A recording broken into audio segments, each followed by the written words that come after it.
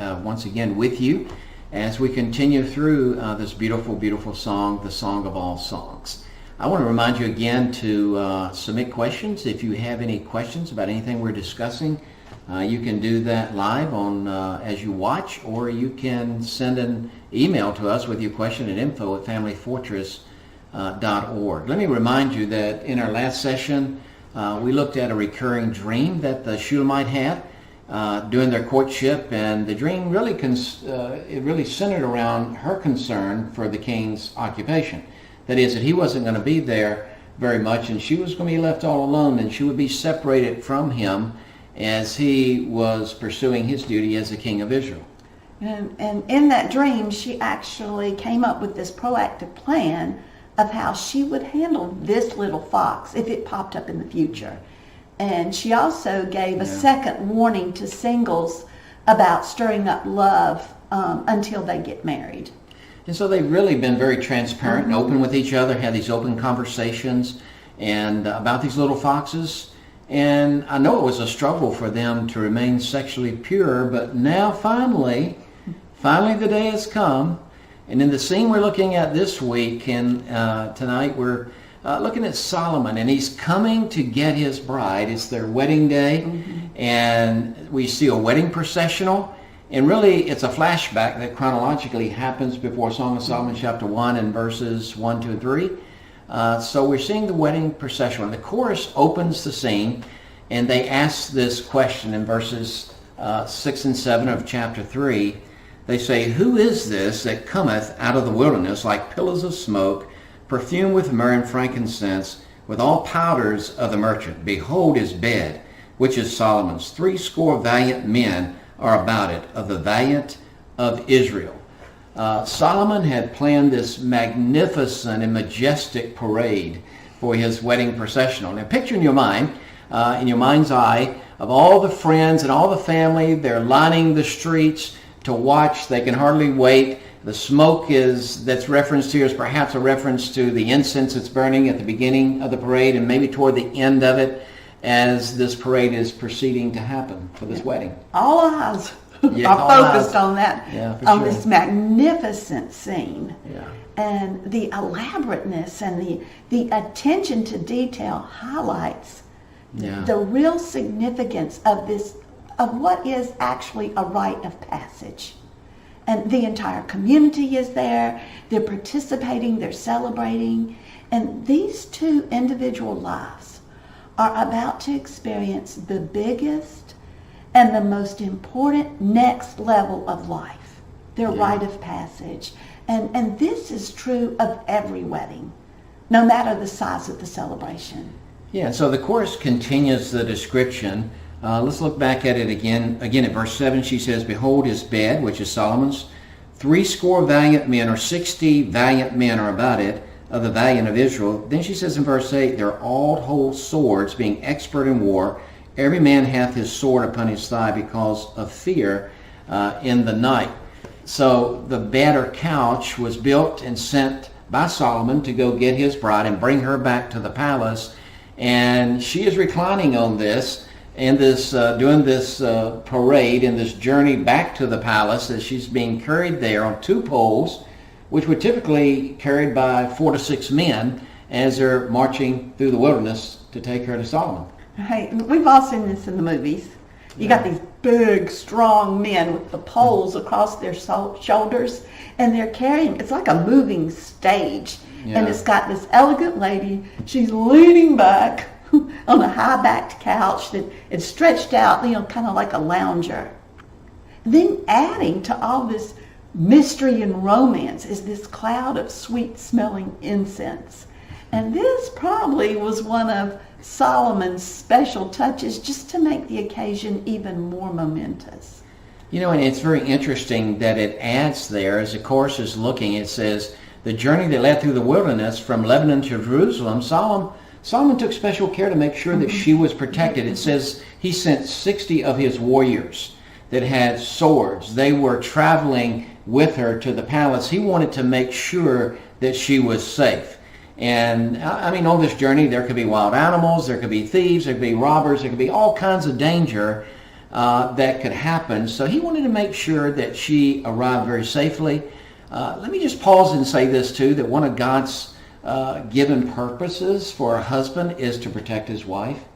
We really see it as early in Genesis chapter 2 and verse 15 when God says the Lord God took the man and put him in the Garden of Eden to work it and keep it. And the word keep means to guard or to protect.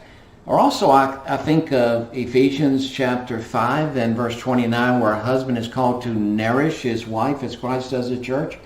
And part of nourishing your wife is to provide for her, but it also means to protect her. So like Solomon, a husband is to protect his wife. And he does that by anticipating, as Solomon did, he anticipated ahead of time any danger that could happen to his bride on that processional. And as a husband, I'm to anticipate any dangers that could come to you, my wife, physically, emotionally, or even spiritually. And see, I know you took this seriously. Because Sam, he gave me 4 big boys, for protection. As a matter of fact, I have 2 sons that are 6'3", 6'4". They're big guys. I've always felt safe. But Sam didn't think that was enough. So he got me these 4 big dogs. English Mastiffs, all of them. Now, eventually we downsized to just 1 dog. He was about 170-pound English Mastiff. He was big. But Thor, he was like one of these 60 warriors. Everywhere I went, he was right by my side. Literally. If I was working in the office, he laid at my feet. If I went to the kitchen, he followed me there. Hey, but my favorite part, if I answered the door, his big old head was right there, waist high. It's pretty intimidating. See, nobody messed with me. Nobody. But providing protection, hey, this increases a woman's security. It makes her feel cherished and loved. And what Solomon's doing is he's conveying to everyone who's watching this parade, all the onlookers, that he deeply cares for his bride and that she's really priceless to him. Yeah, and the rest of the bridal party was probably traditionally traveling behind the bride.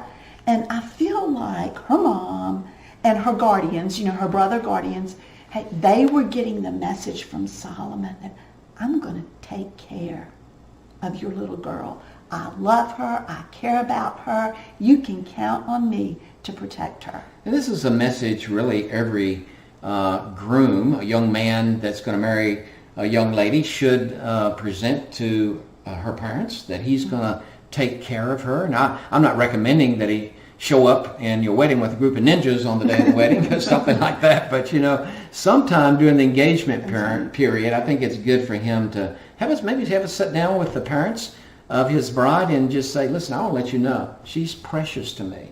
And I'm going to protect her physically, emotionally, and spiritually.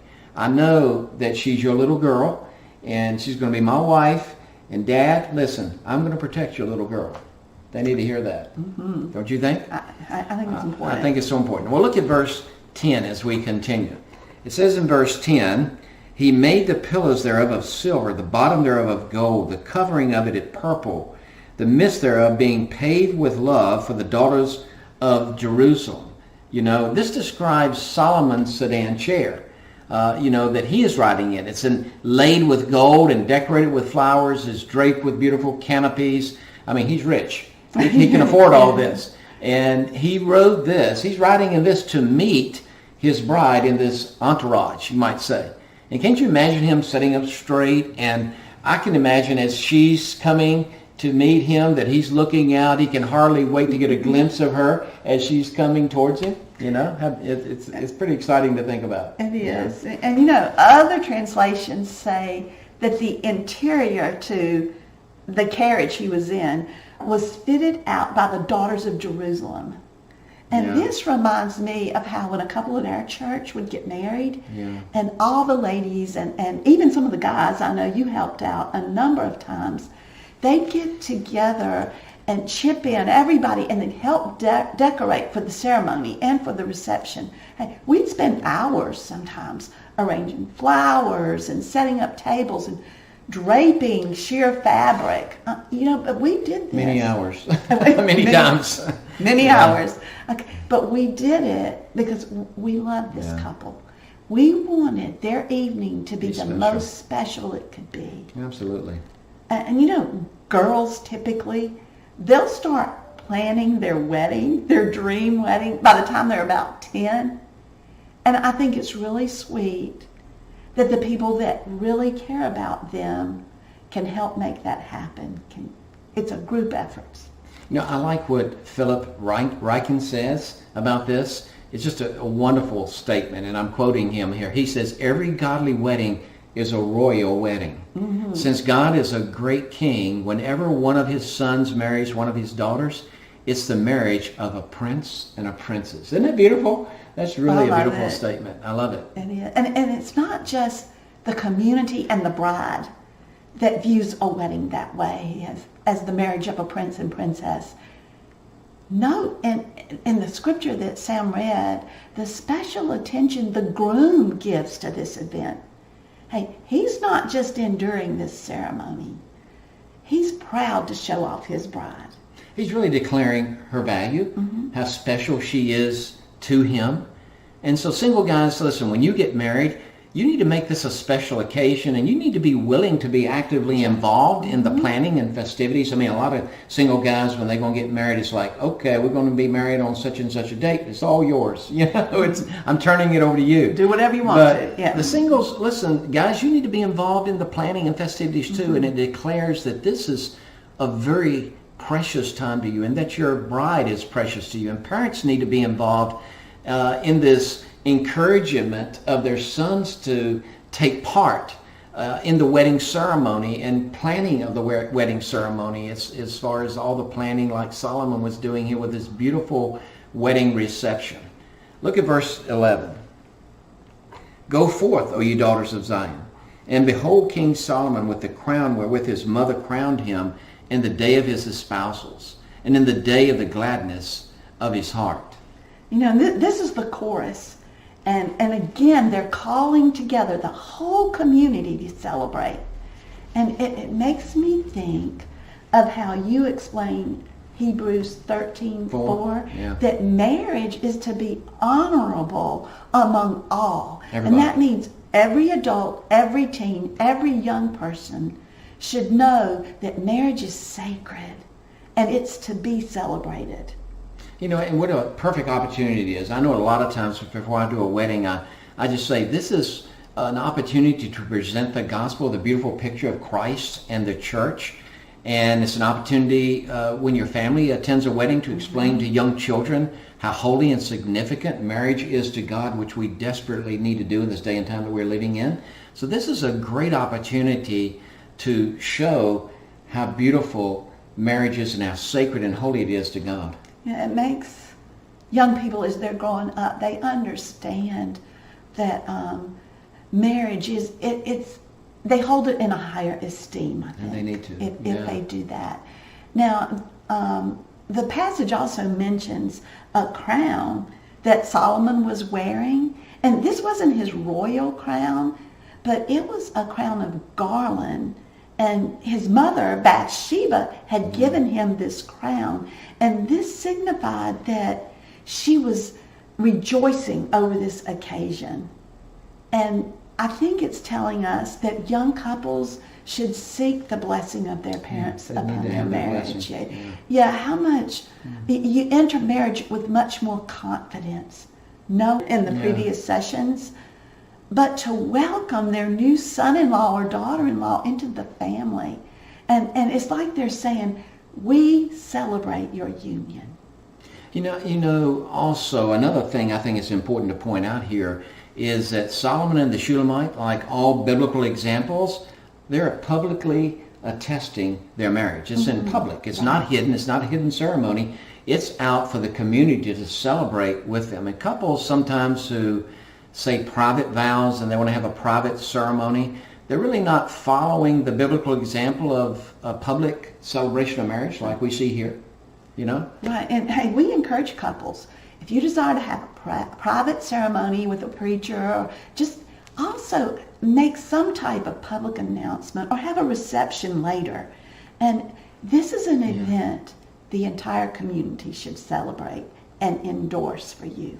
So what a beautiful scene this is as we look in this session at this royal wedding procession, preparing for the day at the palace of their wedding ceremony. Mm-hmm. But as I close this session, I can't but rejoice greatly in the thought that one day, our groom, Jesus Christ, will meet us, and he'll take us to the marriage supper of the Lamb. I love what it says in Revelation chapter 19 and verse 7. It says, "Let us be glad and rejoice, and give honor to him, for the marriage of the Lamb is come, and his wife hath made herself ready. And to her was granted that she should be arrayed in fine linen." It is beautiful, clean and white, for the fine linen is the righteousness of the saints. "And he saith unto me, Write, Blessed are they which are called unto the marriage supper of the Lamb." As magnificent and glorious as Solomon's wedding processional and wedding was, as we've looked at today, listen, it's not going to compare to the day when the saints of God are escorted into the marriage supper of the Lamb. We'll never, ever have to worry about being alone, never have to worry about being separated from our groom, Jesus Christ. Listen, for we will forever be in his glorious presence. Just stop and think about that, being the presence of God forever with our groom, Jesus Christ. Well, I hope you've been blessed through this session, and if you have, I hope you will continue to share these sessions with your friends, your church, others around you.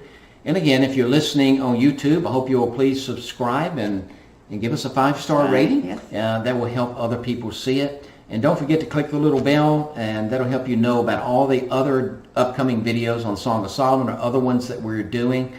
And let me just say till next time, may the grace and peace and protection of our heavenly bridegroom be with you. God bless you.